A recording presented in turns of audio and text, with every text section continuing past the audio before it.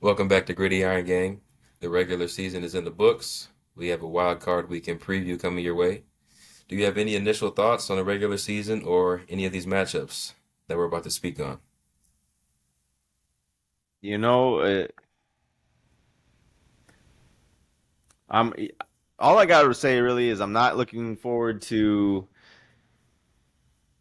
a couple of these NFC matchups this weekend. I think there a couple of those are looking kind of less than spectacular, if you would say. The one I'm most looking forward to is Cleveland Houston, and I'm kind of upset that it's the one we start off with. It's a great start, obviously, to the weekend, but I'd rather, kind of be towards the back end of the slate, either Sunday night or Monday night. But I think that will be the one with the most fireworks. Maybe not. Maybe there's a different game that has something else up their sleeve, but the other one that intrigues me is Rams at Detroit. Battle of two quarterbacks going against their former teams, um, and the big one being Stafford going back home. That's going to be, I think he's going to have a little bit of an extra, you know, pep in his step that night. So that'll be fun to see. I hope the Rams, you know, obviously they've been a little bit above average this year, better than we expected. But I hope Stafford is, good to go and healthy enough this game and this weekend to, you know, help give them give both teams a show to the viewers. And I don't know. I think if you had to boil it down to quarterback play, I definitely trust Stafford more than Goff. But obviously, Goff is with a better built team right now than what the Rams have. But I think what presents, the biggest issue for Detroit is all the talent the Rams have on offense compared to Detroit's defense. And I think this one should be a high scoring affair because Detroit can go, you know, score for score with the Rams and vice versa because both these defenses are, they're not top notch. It's the offenses for both these teams that get things going. So that's what I'm looking forward to. Obviously, we'll get into, more details on each game, but that's kind of my, initial thoughts on the weekend. But as for the regular season and being a Vikings fan, I'm just glad the pain is over. It's time to decompress, time to breathe a little, and let the off season play out now for my Vikes. And I'm hoping we have some good stuff in store for the off season, so we can talk about some exciting things and not head scratching things. But and I get to kind of breathe and just sit back now and enjoy the show for the rest of the way, while you kind of sit on pins and needles and hoping your team doesn't blow it. Here we go. I agree with you. I think this NFC side, outside of that Rams Lions game, is going to be pretty bland. The AFC is loaded, and like you said, we can start here. This Cleveland at Houston game, 5-4. We will get into our awards in a couple episodes here, but I think this game has a lot of awards on the line. Coach of the Year, potentially. Rookie of the Year. Defensive Rookie of the Year. Potentially Offensive Rookie of the Year. Comeback Player of the Year. So, I mean, there's a lot of talent in this game. Defensive Player of the Year, obviously, with Myles Garrett. But how do you feel this one's going to go? Obviously, we know since Joe Flacco's been in there, he's in contention for one of those awards. He's gone 5 Yep. and 0, or he's gone 4-1 as a starter, I believe, putting up over 300 yards a game, about 2 scores a game. Yep. With a defense like this, that's more than enough to get the job done against a Houston team that is very young and for without a doubt outplayed their expectations coming into this year. Credit to Houston and CJ Stroud. I know this is your boy over there. How are we feeling about it? Look, I don't know what to expect with this game. I expect this one to be, you know, one with somewhat fireworks, just like that Rams Lions game that I was talking about. I think that this is a game where there's so many exciting aspects to this game on both sides. I mean, stuff that Joe Flacco's been able to do for this team, the job Kevin Stefanski's done, with this team over the years since he's been there, and I look, And then the fact that you got a first year head coach and D'Amico Ryans and a rookie quarterback leading Houston and kind of like a revitalizing that organization. This is a game of headlines, man. It's just kind of it's hard to We pick haven't one even side talked about because Deshaun yet. say what? So we haven't even talked about Deshaun yet. Right. And I but I think that's the crazy part is I think the way things are going for Cleveland, it's obviously Joe Flacco doesn't have much time left at all in his career. This might be that kind of going out on a high note for him, depending on what Cleveland wants to do or what he's if he's going to sign back on as a back. I don't know. We can talk about that in the offseason, but it makes you kind of that front office and Stefanski and all of them. They kind of be thinking in the back of their head like, man, did we shoot ourselves in the foot signing Deshaun to that deal? Because You have to think that. they weren't getting this production with Deshaun, not even close. Um, and we're seeing what kind of team they are now with a good quarterback, um, who's on top of his game. So it's yeah. I mean I think we all kind of thought it when Deshaun got paid after that whole year and a half off or whatever it was. Like I think that we are all thinking like that's probably a little too much money. Granted, on the surface, it was like when we think back to his Houston days, like that's a deserving contract for him because he was balling out of his mind in Houston and putting up great. No, I mean he's a top five quarterback, when he was there. So, but Easily. he just can't all that time off and thinking we kept saying like he just needs time to get back in his rhythm and his groove and his new teammates and his new organization. But we kept saying that, kept saying it. It's just it hasn't happened. He has not looked like his previous self, and I don't think he ever will. I don't think we're gonna see the old Deshaun. I think he got one too many massages, um, and so that I don't know.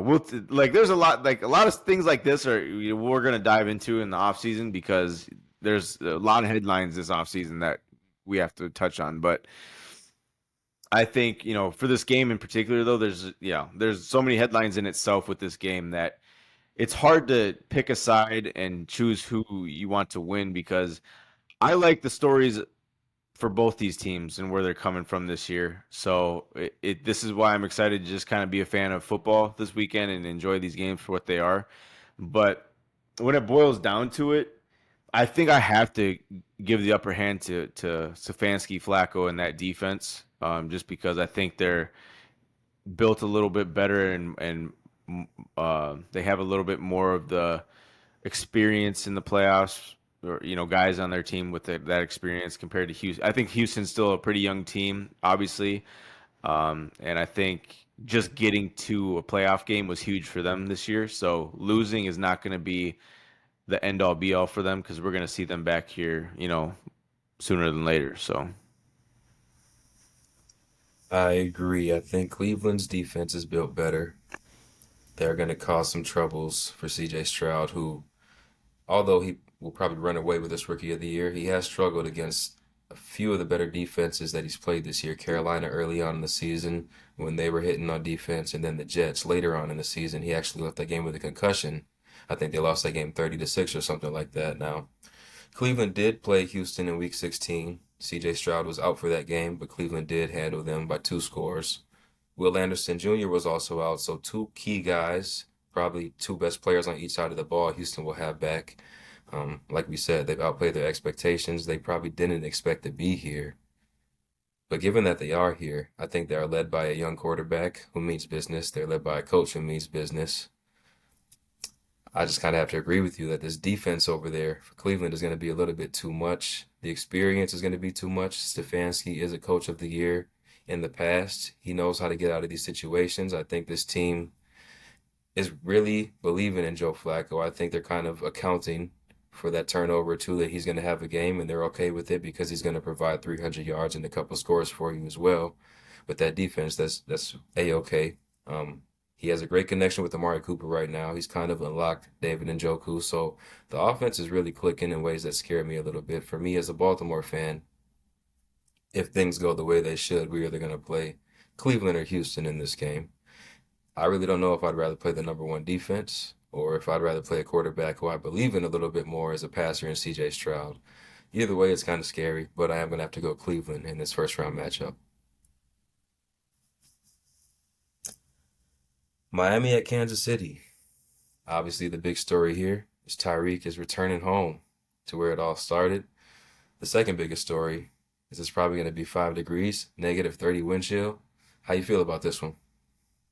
I think that weather plays such a big factor and advantage for Kansas City. Obviously, when we talk about NFL and home field advantage, like there's going to be people on that Miami team, players on that Miami team, because obviously NFL rosters are built with guys who come from all sorts of places.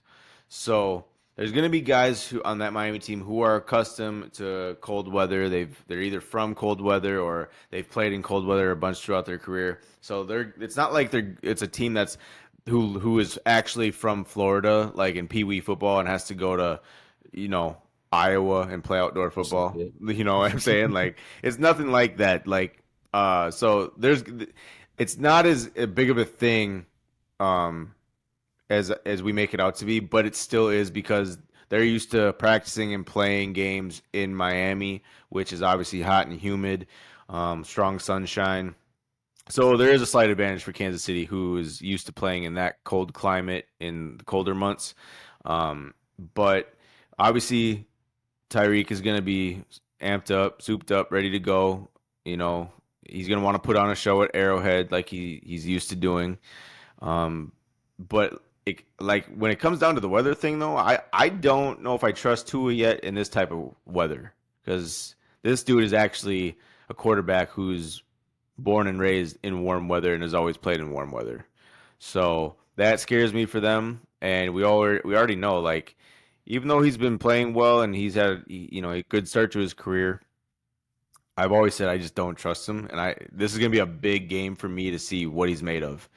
And so, with that being said, though, and the way the season's been kind of going towards the ending point for Miami, I'm going to lean Kansas City here because I trust Mahomes and Kelsey and Andy Reid in these type of games and these playoffs. So until they fumble the bag in these playoffs, I got to ride with Kansas City for at least one game. That's fair. Similar to the last matchup, these teams did also play each other in the regular season. Miami lost 14 to 21. There was no Cheney in that game, and we know how big of an X factor he can be. So given the fact that it might be a cold game, we obviously know Miami had the best offense in the league this year. It's a strength on strength game. Best offense against the number two ranked defense in Kansas City, which is surprised the most. I think a benefit for Miami is that Cheney and Mostert helped get this team to the sixth ranked rushing offense in the Hmm. league. So in a bad weather game like this, not believing in Tua the way we don't believe in Tua, and a banged up Tyreek and Waddle missed the last 2 weeks of the regular season, I think that is going to be a big benefit for this Miami team. Obviously, it's at home. It's going to be loud. It's going to be cold. Now, I don't know about you. I mean, we both grew up in Minnesota. We both played in some cold games. I've never had fun in playing in No, it's five not. It's degree. not fun. But that's why it comes down to being home field advantage for the Kansas City Chiefs because I think the Chiefs defense is going to be way more physical than this Miami offense. Miami has suffered some big injuries over the past month and a half, and that will probably be the reason they end up falling short to Kansas City. If they do fall short to Kansas City, I do think this Kansas City O line is struggling against a defense that could probably cause a little bit of trouble. And then with Kelsey not being able to warrant a double team these days, I think the word on the street is Xavier Howard won't be able to suit up for this game, but they do still have Jalen Ramsey.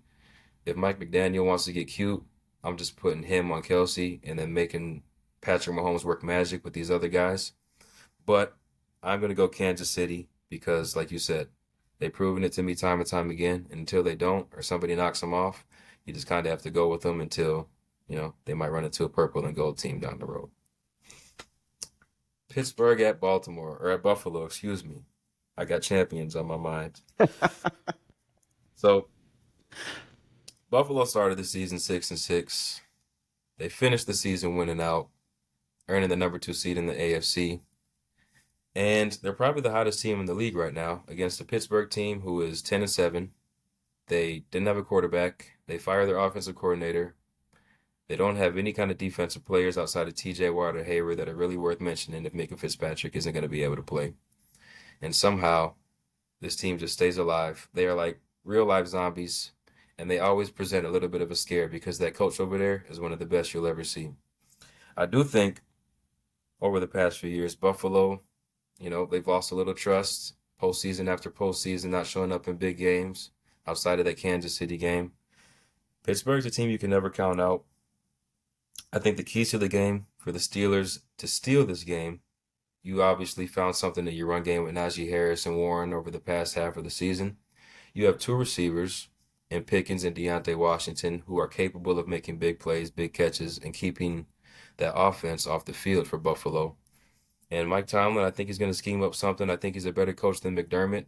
Defensively, he's going to force Josh Allen into some bonehead turnovers. He's going to confuse him a time or two. They might strip the ball out a time or two on one of those 8 rushes he's going to have. Pittsburgh has a real formula to upset Buffalo. And with all that being said, I don't think they're going to do it. And, the miracle season is going to come to an end here at Buffalo. Yeah, I mean, so I would say obviously you know Pittsburgh better than I do because they're in your division, but I just think the way Buffalo's been going, the way they've been able to pull out the number 2 seed after starting the year 6-6, I think they're kind of amped up, ready to go a little bit and kind of make a run for this thing again. Obviously, there's a lot on the line here heading into off-season territory with Diggs, the rumors being unhappy all year long, this and that. And what do you do about McDermott if he can't get the job done once again? So a lot of things are on the line here for Buffalo, and I think they're going to at least have one big showing in the playoffs, and I'm going to say it's this game. Yeah, not only does everything on paper point to Buffalo, TJ Watt is out, and the Steelers are 1-10 without TJ Watt. Buffalo finished top 10 in both defense and offense in the regular season. Pittsburgh's offense was 28th in points, 25th in yards, so not gonna really pose a threat if they can't get that going. Obviously, they did over the last month or so with Mason Rudolph at quarterback. If that's the team we do see in the playoffs, I think they pose a threat to Buffalo. Now let's move to the NFC. Your two favorite teams, and needs no introduction. Green Bay Packers at Dallas. Mike McCarthy. A little bit of a revenge game against a team where he won a Super Bowl with when we were in high school. How we feeling about it? I'm gonna let you take the floor on this one. I mean, look, I really just obviously you got the storylines of Jordan Love, turning things around and being their third franchise quarterback in a row, this and that. Sure, he's played a little better, but I still don't trust the guy. I think Matt LaFleur leaves a lot to be desired as a head coach, watching them from the outside looking in on their team throughout the regular season. I think he makes a lot of boneheaded decisions. I think he is iffy as a play caller. Um, Can I ask you something on the spot here? yeah, If you had to rank rosters as far as talent goes, like no coaches, no organization, where would you rank Green Bay? Top half or bottom half? You don't have to give me an exact number. Because I think what he's been able to do with a first year quarterback, following the shoes of one of the best we've ever seen. Aaron Jones has been in and out of the lineup, was probably your best offensive weapon. So is Christian Watson. The defense has been banged up. Jair's been suspended. You still find a way to make it to the playoffs. I thought he did a pretty good job this year. I'm not I saying thought, he's not doing a pretty good job, but you see it even when Rodgers is there, though. I mean, granted, Rodgers probably had a lot more say than LaFleur did, because Rodgers is who Rodgers is. they were Um, 13, 13, 12 wins, I think. Something but like that. I don't. I mean, the roster. Is Matt LaFleur the modern day Tony Dungy? Just win 12, 13 regular season games and then lose to Tom Brady in the playoffs? I don't know. I really don't know. San I mean, Francisco? I'm excited to see this game honestly because I want to see what the Packers are made of when they're playing a big time opponent in the playoffs after sneaking in. So we'll see what they're made of. But in my opinion, I don't have a lot to say. I think the Cowboys are gonna show out at home and blow this thing wide open pretty early, and it won't be close at the end of the fourth quarter. I think this is Mike McCarthy's. Not obviously, it's not even close to being the same type of same team since he's been there. So it's not. I mean, it's a revenge game in a sense, but Rodgers ain't there, Favre's not there. I mean, all these guys he coached there, they're gone. So Yeah, they're gone. like it don't really make a difference. But I just think that the season Dax had, the year McCarthy's had coaching and taking play calling duties over after they got rid of what's his name, who was in Kellen Moore. Um, they've had a very big like revitalized season this year. And obviously they expect big things this year. So I think, like I said about Buffalo, I expect Dallas to have at least one big show out in the playoffs, and this is going to be it. And similar to Buffalo, Cowboys have a top five offense and defense. They rank first in points, fifth in yards. So to your Dak point, I mean, we'll talk about awards later, but he for sure has a case for MVP this season. He led the league in touchdowns. Hmm. CD Lamb led the league in receptions. Deron Bland led the league in interceptions, and then with a potential Defensive Player of the Year, Micah Parsons, this defense isn't only good; it's Well, opportunistic. that's what I'm. Paper, they should have Green Bay. That's what I was going to say about Jordan Love is this is going to be a huge game for him to show what he is, be against a defense like this. So, because Yeah, for sure. I don't think Green Bay has played a defense like this all year. So, this is we're going to see what he's made of and what kind of decision maker he is. The few times I saw him against better defenses, Atlanta at that point in the season where they were a decent defense, he looked bad. And there were a couple other times where he didn't impress me, but later on, he did look better, but the competition wasn't as high. So this will be I very mean, interesting to see what he does against Dallas. think back. The last game we had a healthy Kirk Cousins was Green Bay at Lambeau, and our Hmm. defense that day made Jordan Love look laughable. Hmm. So, I he just doesn't have enough consistency on paper yet or on film for me to believe in him. Fair. I mean, I can't argue that. He's done what you want to do, though. He's progressed as the season's gone along, but he's just not, Correct. Yeah, I agree. you know, your It'd game. be one thing if he had, you know, a consistent year of just poor decision making, bad throws, overthrows, underthrows, but he did turn But that's things around, and you got to give him credit for that. So, for sure. Your game, you kind of touched on it earlier. The Rams at Detroit. This is another headline game. Obviously, you mentioned Stafford going back to where it all started. This is a rare case where a quarterback deal works out for both teams. Obviously, Stafford gets the Super Bowl in LA.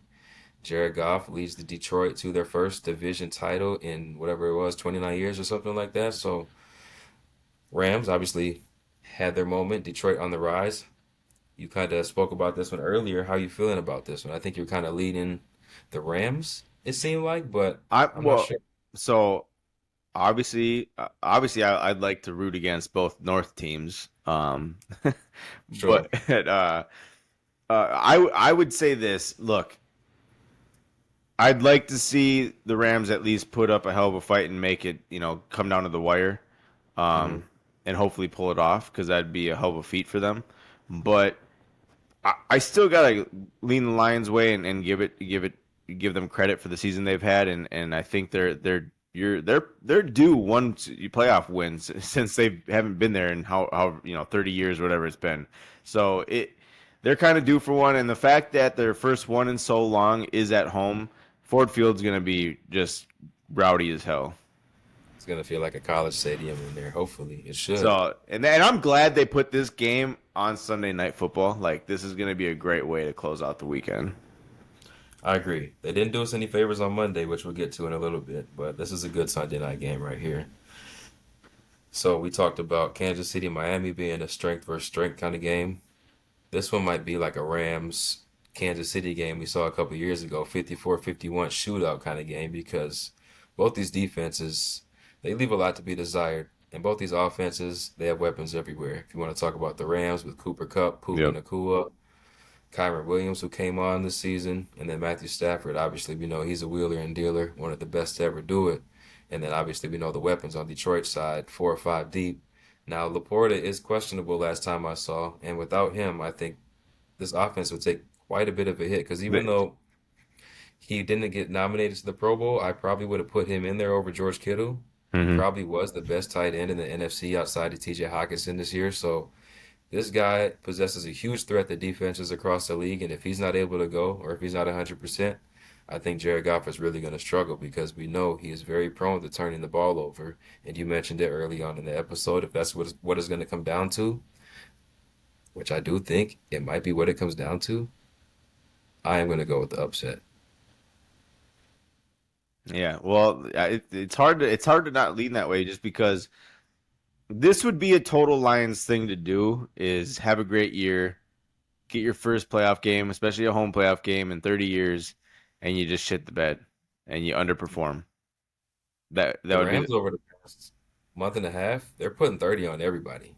So if you right. don't bring boy pads, And that's it what can I'm get over. saying. Like that's why I've said, I said it. Like when it comes down to quarterback play, I definitely trust Stafford more than Goff. Goff is still one of those guys who makes those errant throws that you wish you could get back. And he's been the key issue all season long, besides that defense. He's been the issue with turning the ball over and setting this team up for, letdowns. So we're gonna see what everyone's made of on Sunday night. This is, I mean, like I said, what better way to end the weekend? And then we get a day off. At least I get a day off on Monday, Martin Luther King Day. Uh, I'm glad, it's a great way to end the weekend. I just think, I'm just giving the Lions their credit that they're kind of due, and just picking them just because, like, I think they deserve it. I'm not trying to be a hater on them because I think it's a well-deserved season. So, um, but like I said, as a Vikings fan, I don't want to see either North team win. I do want to see who the better defensive lineman is, Aiden Hutchinson against the Rams or Aaron Donald against this elite offensive line of Detroit. I think that's going to be a pretty big key to this game. Whoever's Yeah. going to get more pressure on the quarterback. So that's a matchup I'm looking for. And to finish it off, we have Philly at Tampa Bay. Now we know Tampa Bay won their division, the worst division in football. Philly finished the season losing 5 out of 6 games. The one game came to the Giants, who they got demolished by week 18. Jalen Hurts looked like he broke his middle finger on his throwing hand. Receivers are dropping balls and they're not healthy. This team doesn't look good right now. How are we feeling about Philly traveling to Florida?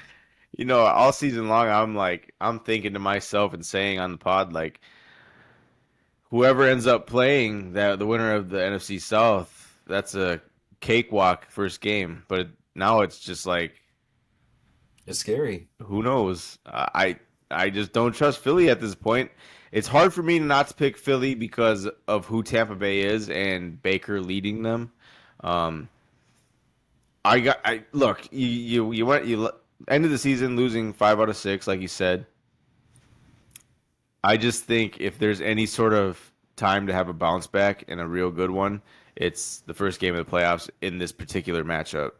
Um, this is Look, kind of Philly when you, lost 5 out of 6, but the fucking Bucks scored 9 points when they had to win with their yeah. season on the line. But it doesn't So feel great either way. no, but with that being said, I gotta go Philly here. I just think that they still have a lot of juice on that team compared to Baker Mayfield and that Bucks team.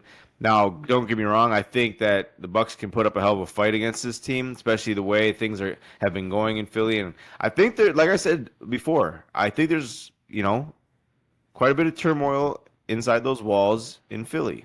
Um, I don't know the extent, obviously, but I just think there's a lot of finger pointing, a lot of blame game going around.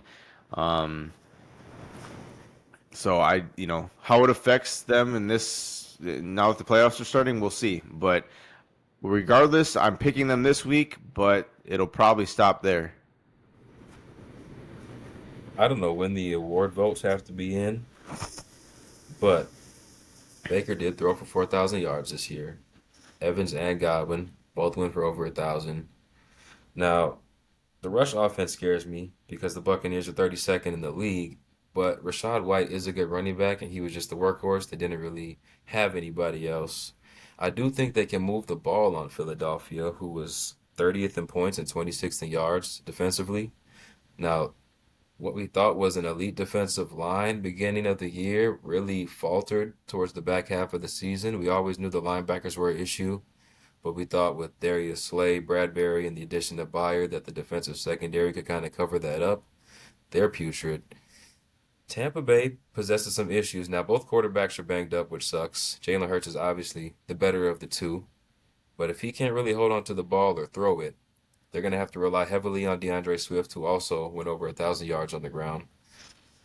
A.J. Brown's obviously the best receiver in this game, but if Hurts isn't going to be able to get him the ball, it's going to be interesting. But with Yeah. all that being said, I'm just going to have to put a little bit more faith in Philly than I do Tampa Bay right now on the road. I think Tampa Bay outplayed their expectations. I think I picked them third in this division going into the season, so this team still doesn't scare me at all. Philly does scare me, but in a different way because of the way they're faltering at the end of the season. But for some reason, I just think they'll be able to put it together for 1 week and take care of business in Tampa Bay. You got anything else you want to add? No, I'm curious to see how this weekend plays out, and then I think we're gonna have a lot of questions answered this week. First round of playoffs, heading into the divisional round. So next week when we recap and then preview the divisional round, it's gonna be quite interesting. Because this is kind of when the first there's obviously a big benefit to being a 1 seed and getting that bye week. You rested up, you're fully healthy, yada yada yada. But there's also a huge benefit playing that first round and gaining as much momentum as possible going into the divisional round. So No question. it'll be an interesting weekend of matchups next week too. Next week is what I'm really looking forward to. Like you said, this NFC, it's kind of bland. This Philly Tampa Bay game. I mean, if Philly loses this game, there's probably going to be talks about are they like the Michael Vick, Shady McCoy, Deshaun Jackson, Nnamdi Asomugha team that tried to be a super team and fell short. I low key want to pick Tampa because I talked about Laporta getting snubbed. Winfield got snubbed too. He might be the best safety in the league. Yeah. I don't put any Mm. thought into those Pro Bowl bullshit voting things. Baker Mayfield has made a name for Kate Otten. I love a decent tight end against shitty linebackers. So I mean, Tampa Bay could easily win this game, but I don't feel comfortable about it. But I am I don't picking I Philly. you know I agree, but I just don't feel comfortable picking them against Philly in a playoff game. I don't like that they scored 9 points last week either, but I don't like that Philly was down 21-0 to the Giants as well. So I mean, Right, like and they it's were they that's were down they were down pretty big to Arizona as well at one point. not good. But I'm good here. If you have anything else, go ahead. If not, we can wrap it up. No, I'm good to go. Obviously till next week. I mean, you're gonna be. I'm just excited. I'm excited to go through this playoffs without being in it and just seeing you sweat a little bit each week because it's not gonna be a cakewalk in the AFC by any means. The AFC is so hard, and then I look at the NFC. We've been saying it all year though. It's really nonsense. And luckily, there were some teams that underachieved, like the Chargers, and Joe Yep. Burrow got hurt, or else this could have got real ugly. But NFC, there was only 4 good teams from the start, and it ended up only being three. So that's the way we expected. But yeah, we'll be back with our recap and then our preview. I don't know if we'll do that 2 and 1 or if we'll break them into different episodes next week, but y'all got that to look forward to. Me, I'm relaxing this week. But next week, you might see a different version of me. But for now, that's all I got. We appreciate y'all. Peace.